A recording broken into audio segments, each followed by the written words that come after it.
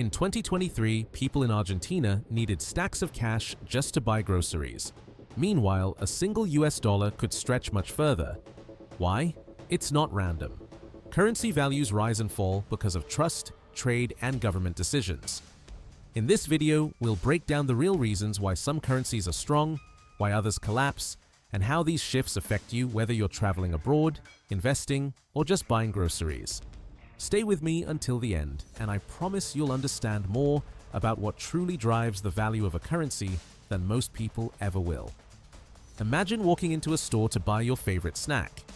You hand over some money and walk out with it in minutes. But have you ever wondered what that paper or coin really is? It's currency, a system of money that helps people exchange goods and services with ease. Without it, we'd be reduced to bartering, which would be slow, complicated, and expensive. But currencies are more than just notes and coins. They represent trust in a country's government and economy. People will accept a country's currency and believe that others will too because the system behind it is stable and reliable. They trust it. That's why currencies like the US dollar, the euro, and the Japanese yen are accepted not just in their own countries, but around the world. And currencies aren't just for shopping, they power international trade too. Whether it's paying for oil, electronics, or food imports, businesses and governments exchange currencies daily. So, what makes this piece of paper or coin hold real value in the first place? It's all about trust, systems, and global connections. So if a currency's value is heavily influenced by trust in the issuing country, why does a currency's value change from one day to the next? The answer lies in two simple forces: supply and demand. Just like any other product, when there's more of a currency available but fewer people want it, its value drops. On the other hand, if demand is high and supply is limited, its value goes up. For example, if a country starts printing more money without any real economic backing, its currency becomes less valuable. This leads to inflation, when prices rise and money loses purchasing power. In extreme cases, it becomes hyperinflation, like what's been happening in Venezuela or happened in Argentina in 2023, where people needed wheelbarrows of cash just to buy basic items. On the flip side, if a country's resources are highly sought after, demand for its currency rises. Take oil exports, for instance. Today, most oil transactions are conducted with US dollars.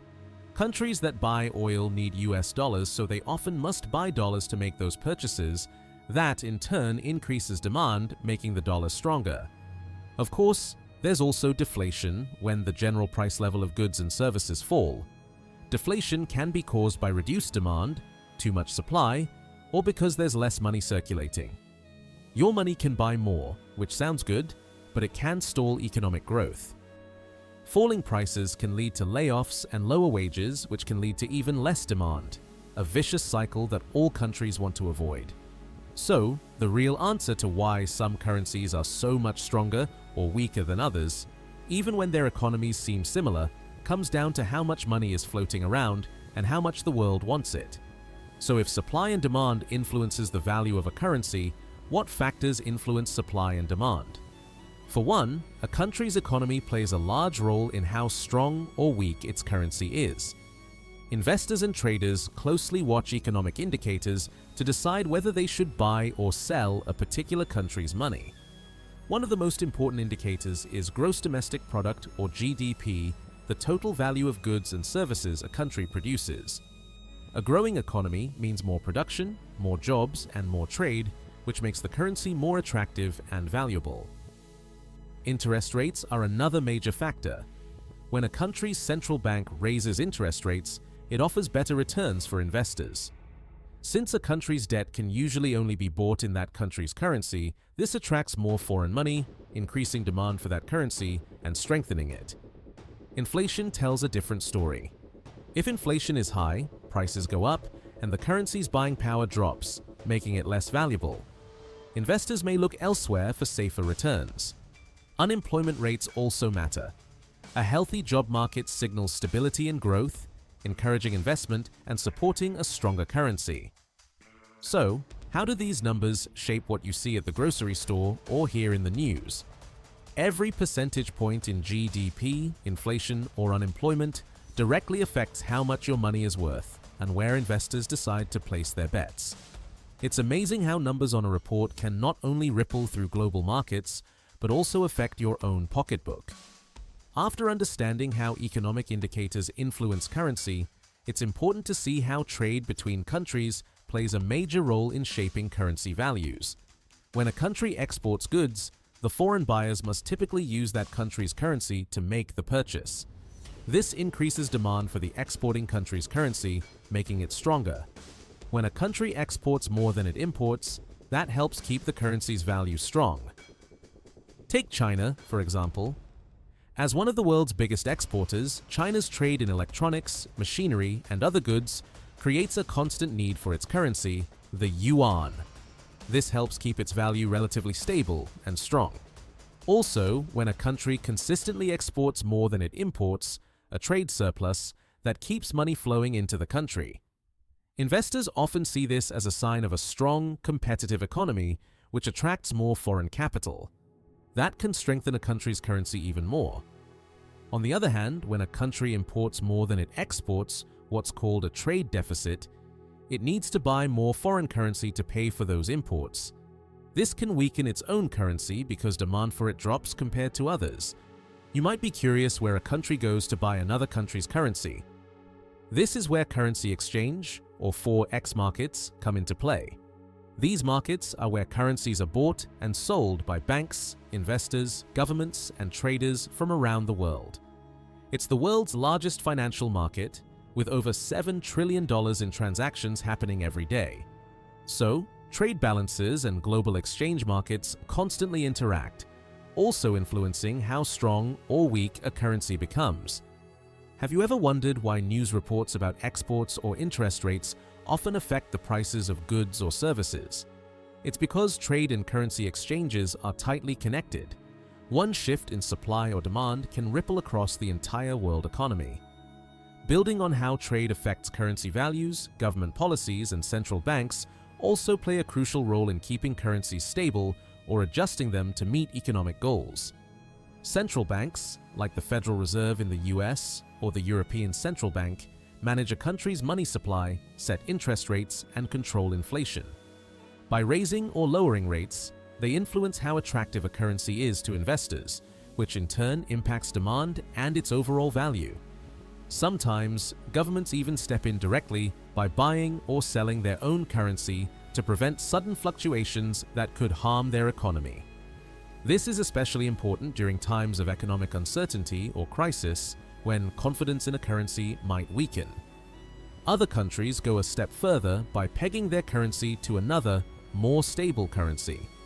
For example, the Hong Kong dollar is pegged to the US dollar, which helps maintain consistent trade and investment flows.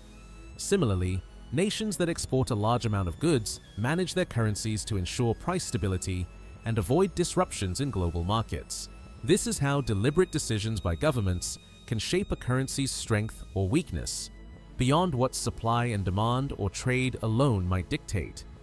It's also why news about interest rates or government actions can cause currencies to rise or fall overnight.